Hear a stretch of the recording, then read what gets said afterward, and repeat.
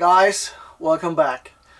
I just want to take the opportunity to say thank you to you guys for subscribing to my channel and watching this fooling around with cars. I like doing it, I want to do it some more, and you subscribing and watching helps. It will eventually turn into something where I can make some of it and do some more projects, more cars, more fun cars, and spend some more time on it. So because of that, I'm announcing this giveaway for my 1000th subscriber and a random subscriber of one of you guys that's already on the channel. I'll be giving away these two custom decks. As I said, one to the number 1000 subscriber and one to a random subscriber to commemorate my journey and to give something back to you guys. I've made this design, made the boards myself, so I thought that would be funny to give something away that is a part of my creative design way of thinking and process. So I'll include a sticker pack and a letter of appreciation. But enough of that, let's get back to this old girl. Hi, welcome back. In this one, we're going to attempt to get the electrical harness done. We've been trying for some time now, but missing parts, still missing parts.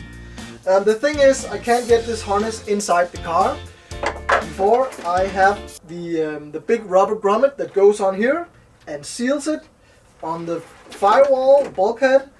Well, I could just put it inside and get it all connected, but it will be pretty hard to get the grommet on afterwards. So I have to wait for that. But I'm pretty confident. I am pretty confident that this is going to work. So this is not going to require so much testing. The only thing I've changed really is the setup of the headlights, which is not really a big thing. The alternator setup, of course, everything's beefed up and grounded and made the correct way. The only thing really I need to worry about is the starter, how we get signal to that, and also the ignition coil that needs switched positive, also the alternator. So just a few things, not that bad. Otherwise, I think I'll be concentrating on getting everything sorted inside the car while we wait for parts. So that'll be installing the steering column, making sure that it's stable, getting it connected to the steering box, and as I, in the previous episode, put it on the bench and made this ghetto setup so that it will work, I might as well test it on the car with the wheels.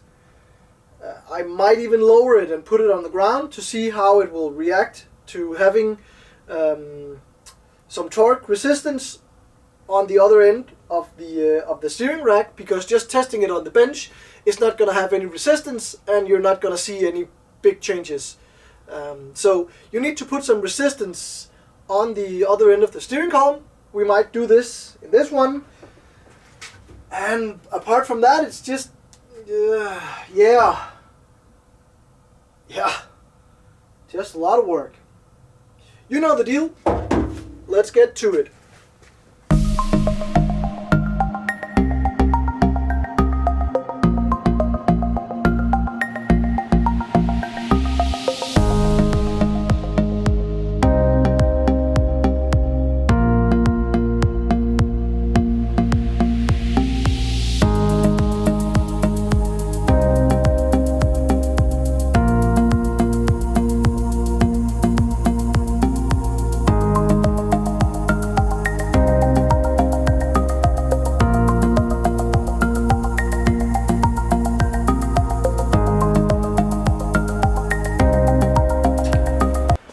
Okay, so just remove the battery tray. It was living in there somewhere, like this. It was actually not that bad. Some sort of redneck engineering. It was put on like this, with the bolts going through, like so, and then a rubber mount underneath. There you go. So it would just freely hang, and whenever you would just hit a bump or something like that, it would just bottom out on this rubber mount. That is some redneck engineering right there from probably when the car did rallying at some point. As you remember, there was a cage in this car. I might even just leave that. I'm just going to clean this up. Also, I took the ground point apart, took all the crimps off. They did the exactly same thing as I used to do, with soldering it into place to get the best connection possible. The problem with this is that this is too small gauge wire for this particular connector. This is not very good. This is not really that well done. So this needs to be beefed up a bit. Otherwise, I am happy with the position of it. Here you see the relay system I did for the electrical fuel pump when it started failing just after I got the car. I made up this is the ground point also, with a bolt through the chassis, which goes down to the fuel pump somewhere in there underneath, to keep it short and to keep it well fit. There haven't been a problem since. This is the big main coming from in front of the car up to this AE86 part with a few fusible links. This is the one for the fuel pump. It's almost, it's pretty corroded, and this other one is blown. So all this will have to be switched all together with the new battery poles I'll be putting on, and making up this back part of the harness.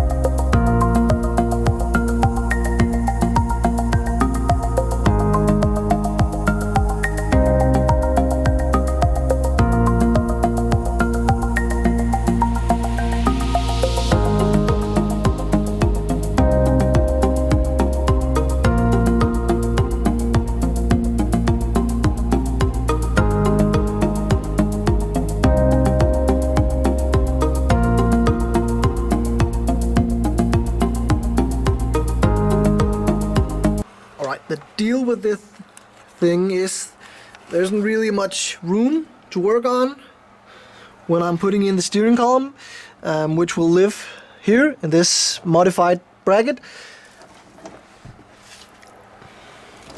The problem being all this harness stuff from the dash and from the car needs to be exactly in the spot where the motor for the electrical power steering will be.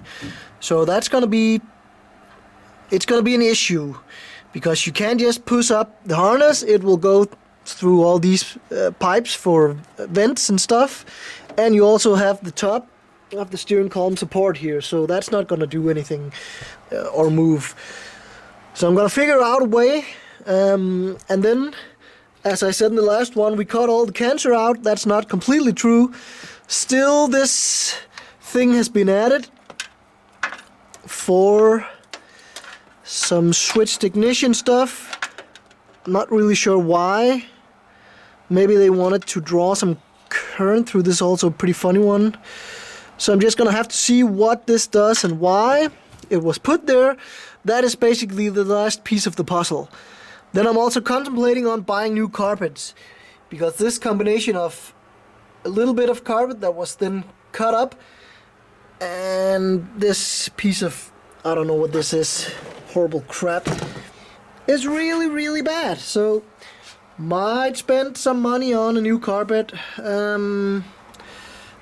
Vote's not in yet.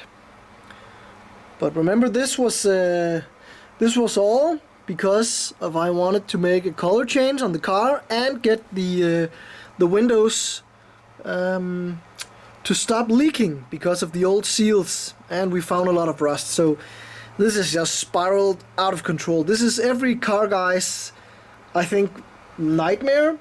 But I don't really mind though, because I kind of find it, well, funny is a big word.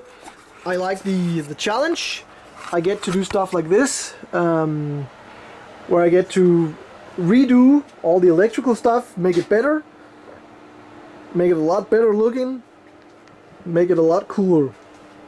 And also, this is a car I'm gonna be driving, as I said, so I would like this to be, you know, to be able to trust it and know that it's not gonna run out of juice in the battery from just sitting. I know it's gonna start every time, the light's gonna work. Basically do what you want from a modern car. So this is taking its toll, not gonna lie. but it's just a matter of doing one thing at a time. So let's get the steering column in there and then work our way through from there.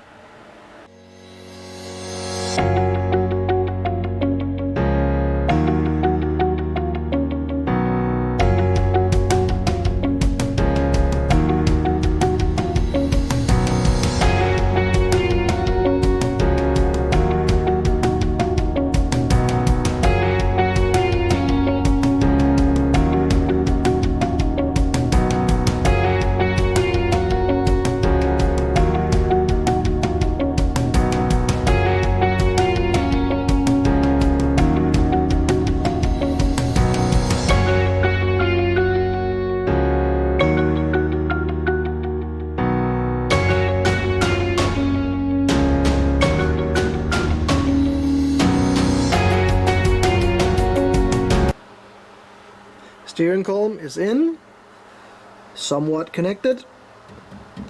The last wiring needs to be done. This is just quickly spiraling out of control. I have so many parts going on. The system is also being redone with the dome light and all that stuff.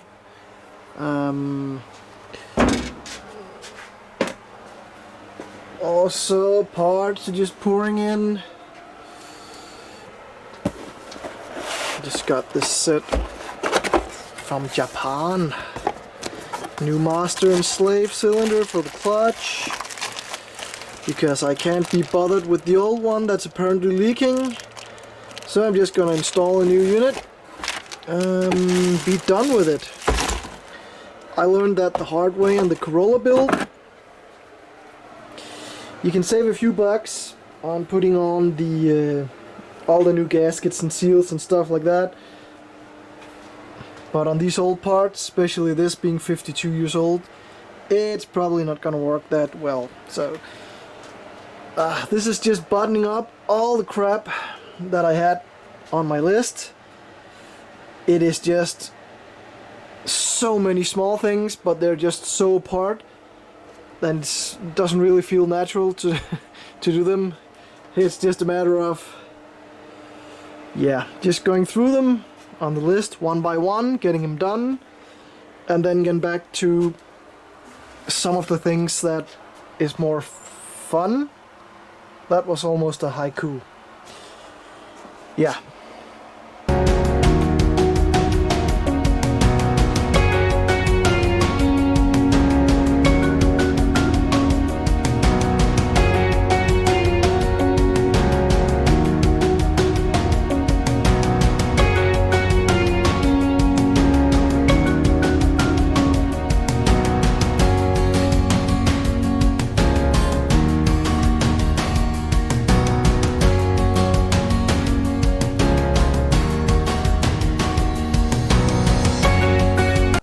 And another thing that always sucked on this car was this water connection from the front here, where the thermostat sets and exits for the radiator. This has an exit that flows into the heat exchanger inside the car and then back to the engine. It's the other way around, but doesn't matter. Since this car was not born with this engine, it was redone with, I guess, the parts they had laying around. So this was just hooked up, zip tied onto there, and then a big hose all the way across, and then basically like this. So that just looked really, really professional. And that's just been an eyesore ever since I bought the car, but I never really got around to having a look at it. But I'm not going to be putting this back on. So I'm either going to be modifying this to make it fit. I would like to run it something like in here. Make a little bracket for it. And then see what we can do around here. Maybe I'll do a bend with pipes or with a silicone coupler. Vote's not in yet. I originally planned doing this piece because it's going to be very visible, doing it in stainless, but I am not really sure I want to spend like Yeah, it's gonna be like 200 bucks on that. That's, for what it is, I don't think it's worth it.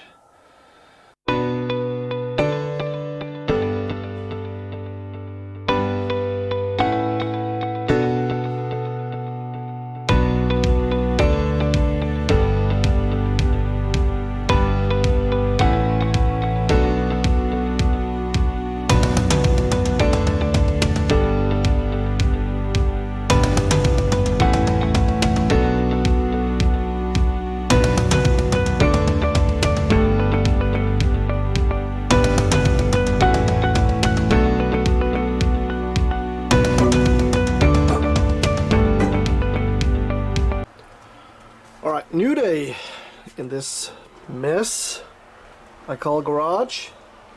It is just filled with crap.